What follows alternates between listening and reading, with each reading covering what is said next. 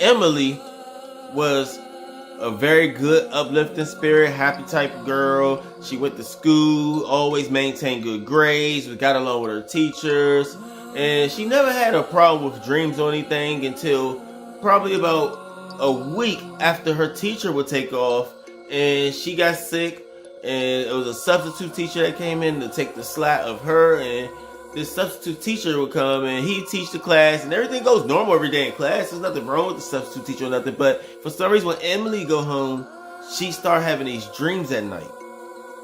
And in her dreams, the first time she went to sleep and she pictured her as some woman arguing with some guy, and then she'll go to sleep another night and she'll picture some guy like choking her and like yelling at her, like putting her hands on her and stuff.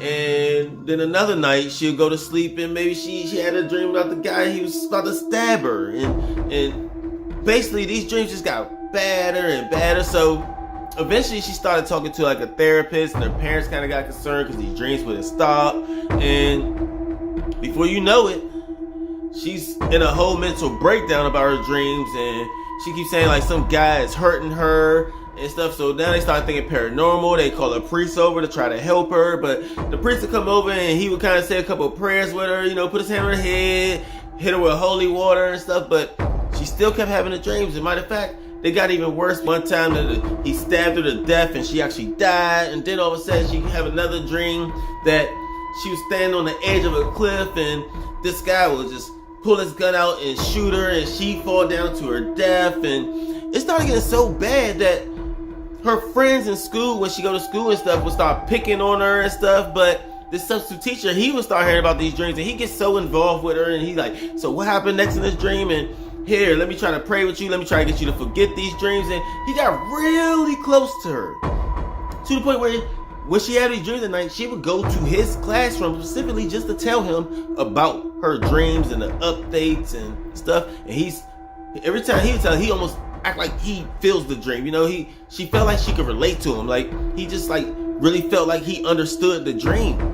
And she vented to him, and he always wanted to know more. And then before you knew it, he started coming past the house and checking on her and talking to the parents and just trying to really get more information, to try to say he's there to help. He was a very supportive teacher. A couple days later, after her still having these dreams and stuff, her friends in school would really start bullying her. One time she's outside and she's on the phone waiting for a ride, and all of a sudden you see 3 girls come up behind her and they picking on her about her dream, like, oh, little girl having dreams and blah blah, and they're saying all this bad stuff and everything.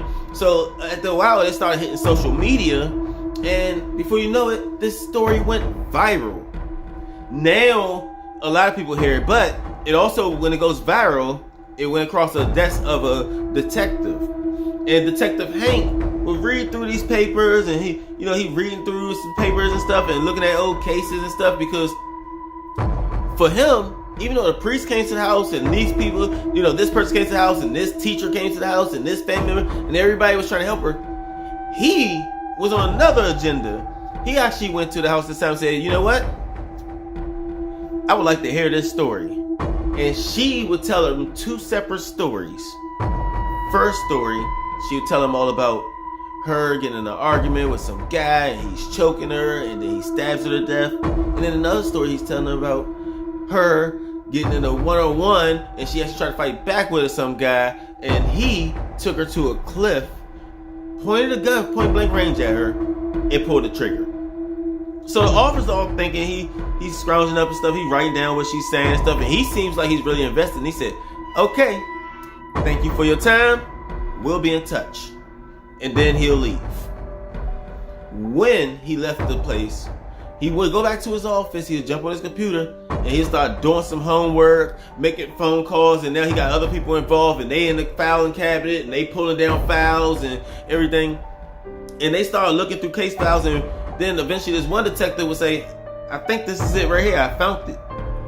And then the detective would get up, Hank will walk over to it, he would look at the thing and say, thank you, yep, this is it. This is all I needed. And then he went back to the kid and started asking the kid more questions, and the kid would give him the answers and stuff. And he said, okay, I think I got this all figured out. At which point you'll see a bunch of police officers. You'll see a bunch of detectives and FBI and everything. You see them all putting suits on and stuff because they was headed to talk to one more person. And this person they wanted to talk to was at the elementary school because they needed to talk to the substitute teacher.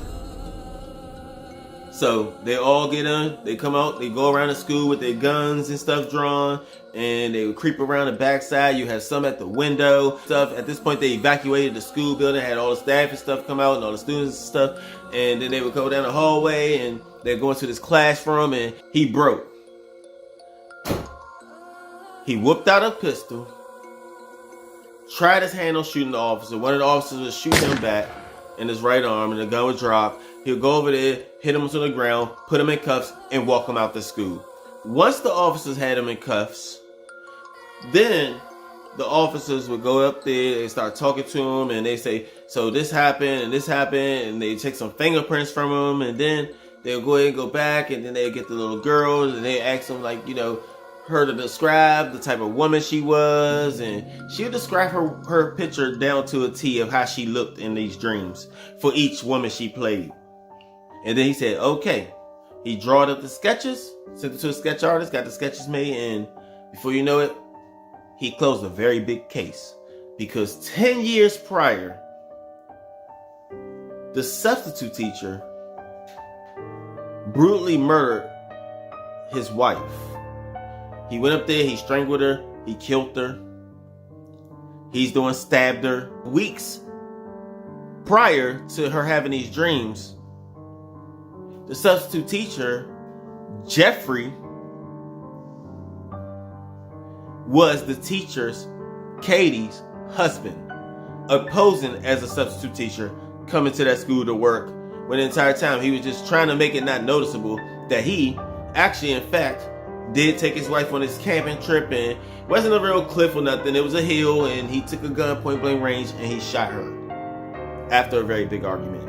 And then he knew he had to cover it up, so he went to the school and he played this substitute teacher, and he got all invested inside of Emily's story and stuff, and he wanted to know about it. He going past the house and stuff. All of that was because he was shocked that this was the case from his ex. This was the case from his ex-ex. This is the case from, if you follow me, this goes back. So he got so invested because he couldn't believe he was hearing a story that only he knew. But if anybody in there can drop a comment to tell me exactly what it is that you guys think about this girl's dream being equivalent to this story, please, I would really appreciate it. But if you guys are into these type of stories, go ahead and smash the notification bell, hit the subscribe button, hit the like button, so you don't miss any of my 3 to 4 weekly uploads. That's gonna do it, guys. See y'all.